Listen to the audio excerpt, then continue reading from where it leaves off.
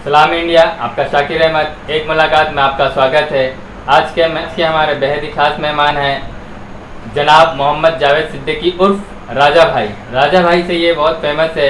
इनका एक सपना था देश सेवा करने का, पर किसी कारण की वजह से इनका सिलेक्शन नहीं हो पाया और इन्होंने एक फिजिकल टीचर की हैसियत से सैकड़ों बच्चों को ट्रेनिंग देकर देश सेवा के लिए अपनी खिदमत अंजाम दी।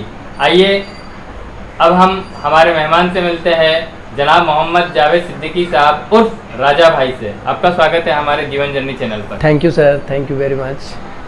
अब आप हमें ये बताइए कि आपकी इब्तिदाई तालीम क्या थी और आपका बचपना कैसे गुजरा, और आपको क्या लगा कि मुझे देश सेवा के लिए डिफेंस की तैयारी करना चाहिए और सैकड़ों बच्चों को कराना चाहिए। Thank you sir. सबसे मैं कहना चाहता हूँ ये कि जैसे मेरा मतलब बचपन तो हमारा यहाँ ओबरा में ही गुजरा, खास ओबरा में, और मैंने यहाँ से पढ़ाई किया ओबरा हाई स्कूल से, और उसके बाद इंटर किया यादव कॉलेज से, और फिर ग्रेजुएशन भी यादव कॉलेज से किया। उसके बाद 2008 में मैट्रिक किया, 10 में इंटर, 13 में ग्रेजुएशन हुआ और 14 में बीपीएड कंप्लीट अमरावती से, महाराष्ट्र से, श्री शिवाजी फिजिकल एजुकेशन से।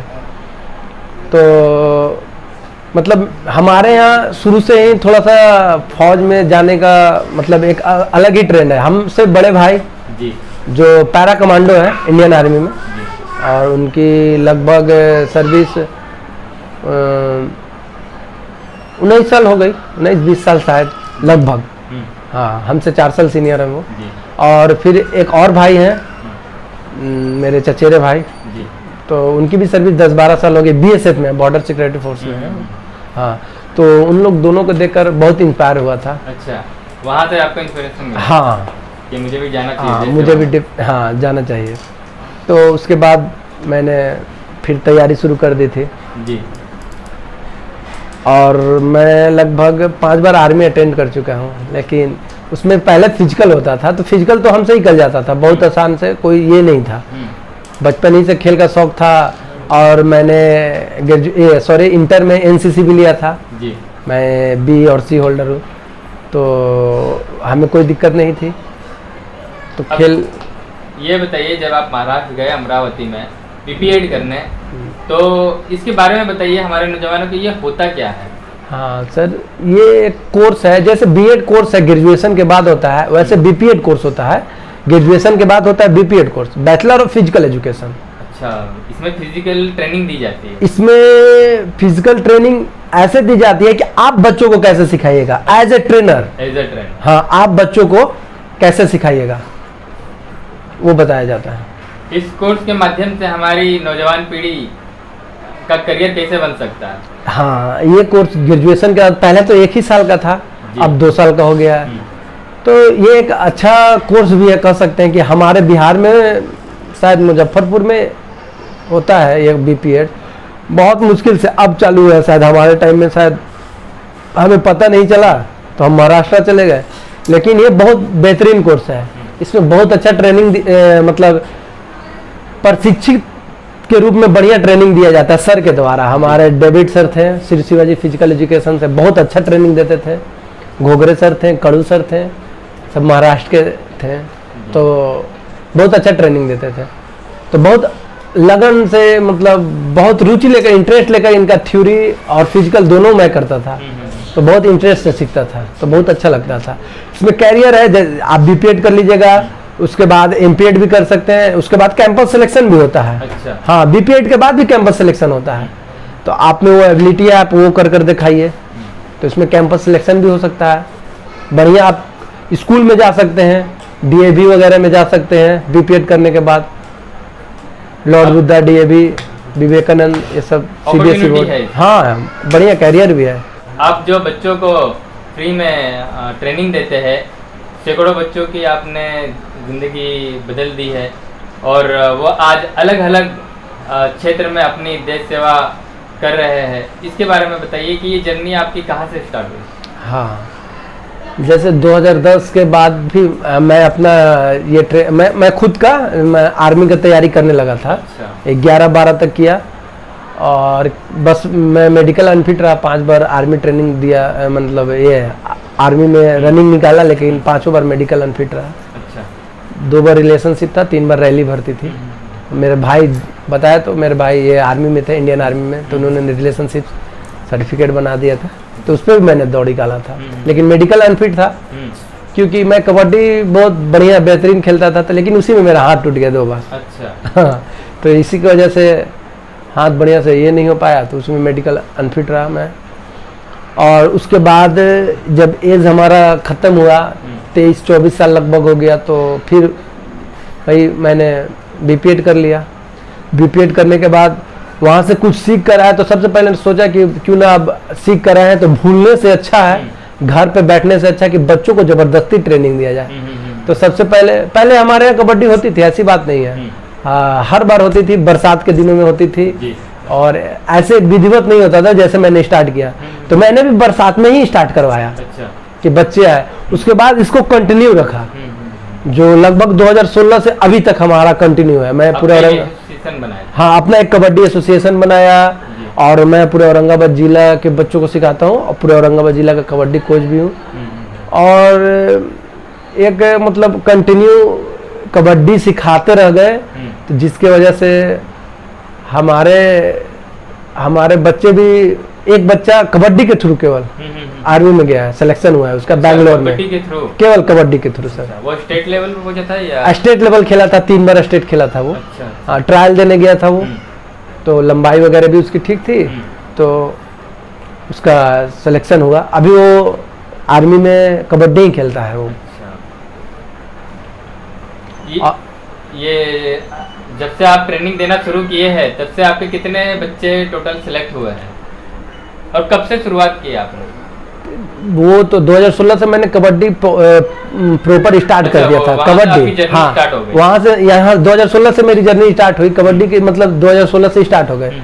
मतलब फिर हमारे जूनियर दोस्त लोग कहे कि भैया आप कबड्डी का ट्रेनिंग देते हैं, तो हम लोग को फिजिकल करा दीजिए, हम लोग का रिटर्न निकल चुका है बिहार पुलिस का। तो उस समय मेरे पास 16 बच्चे थे, जिसमें 3 बच्चियाँ और बाकी 13 बच्चे थे। तो उनका ट्रेनिंग ठीक ठाक चला। मैंने बताया, मेरा फर्स्ट अनुभव था, तो कोशिश तो भरपूर रहा कि बढ़िया से बढ़िया दिया जाए, लेकिन उसमें सिलेक्शन 5 लड़का और 3 लड़की का हुआ, तीनों गर्ल्स का हो गया। और गर्ल्स भी उस समय फर्स्ट बार हुई थी हमारे यहाँ बिहार पुलिस में, इससे पहले हमारे ग्राउंड से नहीं हुई थी। हाँ, हमारे ओबरा ग्राउंड से 3 लड़की एक ही साथ नहीं हुई थी, कभी नहीं।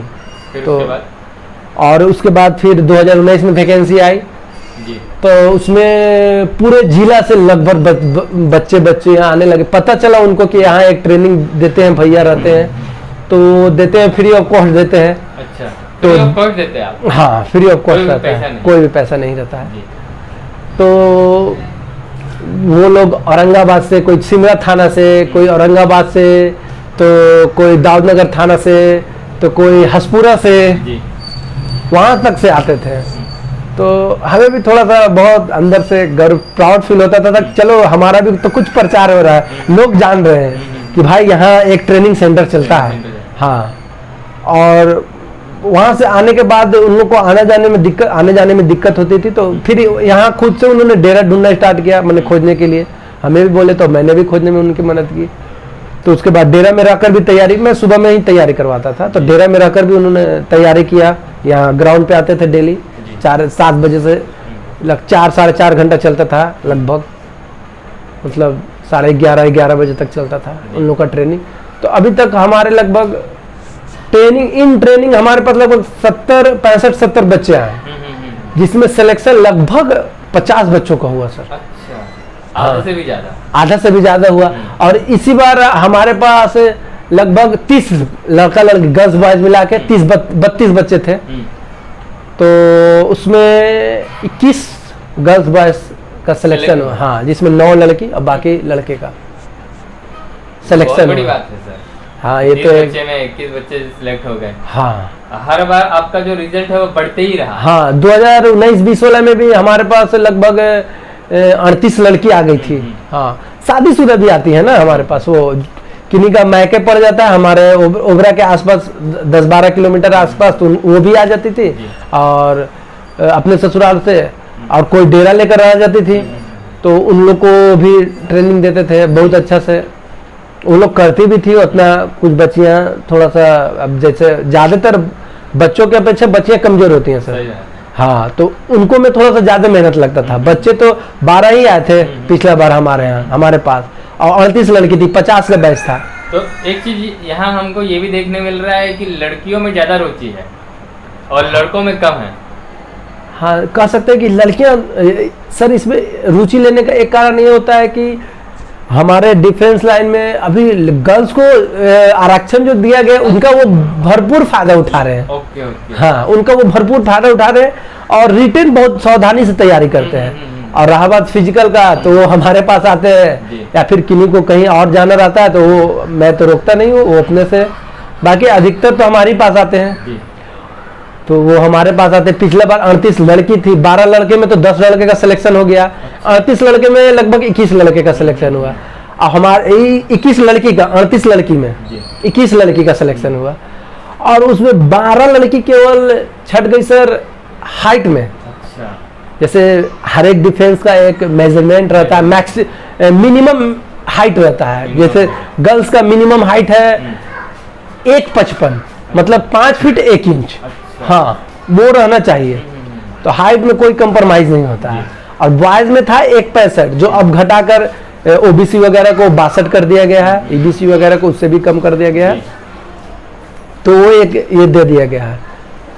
तो इसके वजह से बच्चियां मतलब थोड़ा सा ज़्यादा, 1.55 में तो लगभग नॉर्मल हाइट है, तो फिर भी बच्चियां छट जाती हैं क्योंकि मिडिल क्लास से आती है, तो वो बचपन से खाने पीने में उतना ये नहीं दे पाती हैं ध्यान, जिसकी वजह से वो छट जाती हैं। आज के हमारे नौजवान पीढ़ी को आप क्या कहेंगे, खासकर लड़कियों को भी और लड़कों को भी?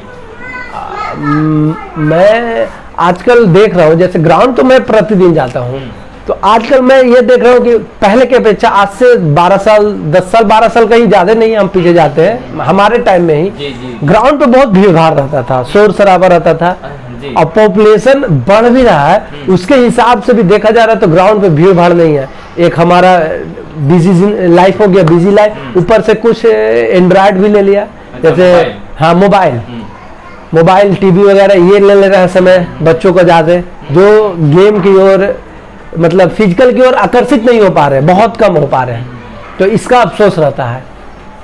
तो मैं उनसे कहूँगा कि आप अपना शरीर फिट रखिए हमेशा, और ये शरीर के लिए मतलब लोग क्या क्या नहीं कर पाते, जैसे क्या अब हमारे गार्जियन को ले लीजिए, जब वो कमाते किस लिए कि हमारे बच्चों को कुछ खाने पे नहीं मिले, स्वस्थ रहे, खान पान सही हो और उसका शरीर सुडौल हो, स्वस्थ हो, तो मॉर्निंग टाइम में केवल 45 मिनट्स आप ग्राउंड पे जाइए, कहीं भी टहलिए, एक्सरसाइज कीजिए, थोड़ा बहुत रनिंग कीजिए, और शरीर हमेशा फिट रहेगा।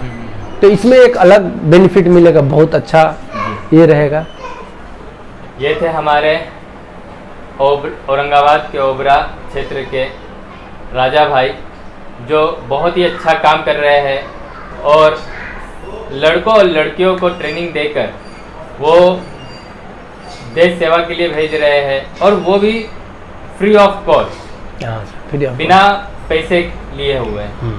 ऐसे सर को हमें सलाम करना चाहिए, क्योंकि वो खुद देश सेवा के लिए नहीं गए, पर वो एक ऐसी टीम तैयार कर रहे हैं जो इनका सपना वहां जाके पूरा कर सके।